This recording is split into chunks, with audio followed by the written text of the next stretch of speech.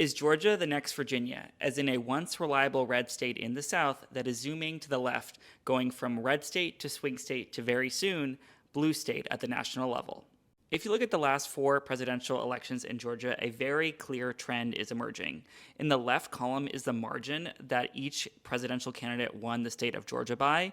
In the middle column is how the U.S. as a whole voted at the national level. And on the right is the difference. So, how much to the right of the national vote was Georgia voting in that election?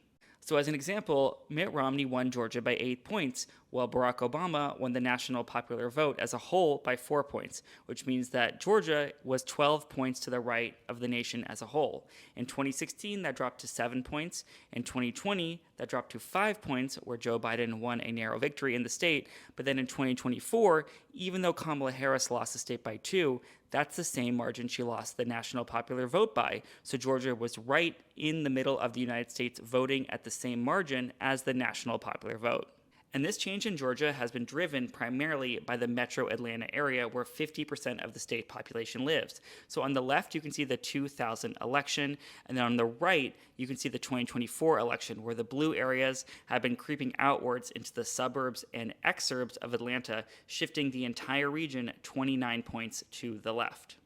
This has been driven by two key demographic changes in the state of Georgia, very similar to what happened in Virginia. So, number one, the white percentage of the vote has been dropping. So, you can see back in 2004 in the exit polls, white voters made up 70% of the electorate.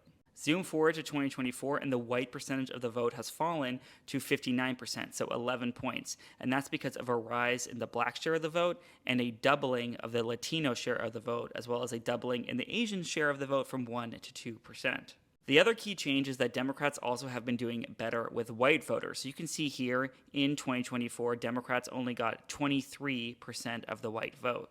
In 2024, that increased to 28%, largely driven by white college-educated voters. So you can see that Kamala Harris is getting up to 43% of the white college vote, while only getting 18% of the no-degree white college vote.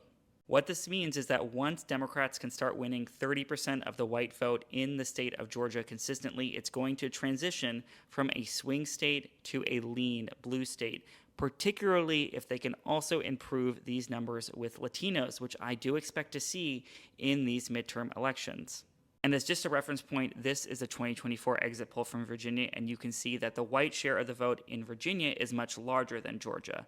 So Democrats don't have to do anywhere as well as they do with white voters in Virginia, in Georgia, in order to win Georgia more consistently.